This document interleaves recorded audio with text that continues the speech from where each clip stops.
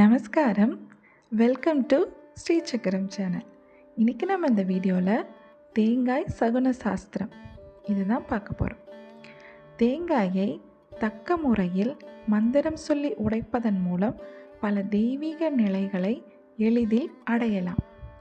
தேங்காய் உடைப்படும் பங்கை பொறுத்து பலன்களையும் அறியலாம். இதற்கு தேங்காய் சகுன சாஸ்திரம் என்று பெயர். தேங்காயை எப்பொழுது உடைத்தாலும் ஸ்கந்தபலா, ஷீரபலா, பரசுராம, சுபம் சுபம் சுபம் என்ற மந்திரத்தை உச்சரித்தல் வேண்டும்.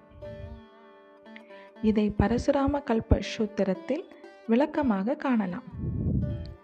பொதுவாகவே மேற்கண்ட மந்திரம் உச்சரித்துதான் தேங்காயை உடைக்க வேண்டும். கோவிலில் அர்ச்சகர்கள் தேங்காய் உடைக்கும் பொழுது நாம் இம்மந்திரத்தை சொல்லலாம்.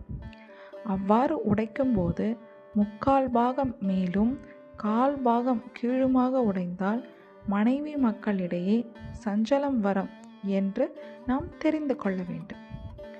கீழ்ப்பகுதி 3/4 பாகமும் மேல் பகுதி 1/4 பாகமும் உடைந்தால் சேர்க்கும் சொத்து திருடு போகும். நடுக்கண் கோடு விட்டிருந்தால் அரசாங்கத்தால் குடும்ப தலைவனுக்கு துன்பம் என்று அறிந்து கொள்ள வேண்டும். இதில் வலக்கண் சிதறியிருப்பின் கணவனுக்கு துன்பம் என்று உணர வேண்டும். இடக்கண் சிதறியிருப்பின் குடும்ப தலைவிக்கு துன்பம் என்று உணர வேண்டும். 5 அல்லது 6 துண்டுகளாகவும் உள்ளே கொப்பரையாகவும் இருந்தால் வாகனத்தில் போகும்போது துன்பம் நேரிடும் என தெரிந்து கவனமாக இருக்க வேண்டும். தேங்காயின் உள்ளே பூ இருந்தால் வாழ்க்கை சுகமாகவும் சுமூகமாகவும் எடுத்த காரியம் வெற்றியில் முடியும் என்ற நம்பிக்கையோடு எண்ணி மகிழலாம். பூவில் கொண்டைப்பூ, கூட்டுப்பூ, குதிரைப்பூ, விளாம்பூ போன்ற பல வகை உண்டு. கொண்டைப்பூ என்பது அளவில் சிறியதாக இருக்கும். அப்படி இருந்தால் கொடுக்கல் வாங்கலில் இருந்த சிக்கல்கள் தீரும், அதாவது கடன் தீரும் என்று அறிந்து கொள்ளலாம். தேங்காய் பூ விளாம்பழ அளவு இருந்தால் வீட்டில் கருவுற்றிருக்கும் பெண்களுக்கு நற்பேர் சொல்ல மகவு பிறக்கும்.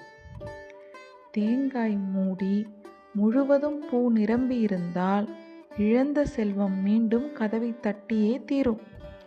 அதே சமயத்தில் உடைப்பதற்காக தேங்காயை கையில் எடுக்கும்போது அது கை தவறி கீழே விழுந்து உடைந்து விட்டிருந்தால் குடும்பத்தில் பெண் கருவுற்றிருந்தால் கரு கலைந்துவிடும் என்று அறிந்து கொள்ளலாம். மேலே சொன்ன தேங்காய் சாஸ்திரத்தை மனதில் நிறுத்தி கொண்டு நேயர்கள் தங்களின் பூஜையின் பொழுது மந்திரம் சொல்லி தேங்காய் உடைவதை பொறுத்து அதன் பலன்களை அறியுமாறு கேட்டுக்கொள்கிறேன். நன்றி.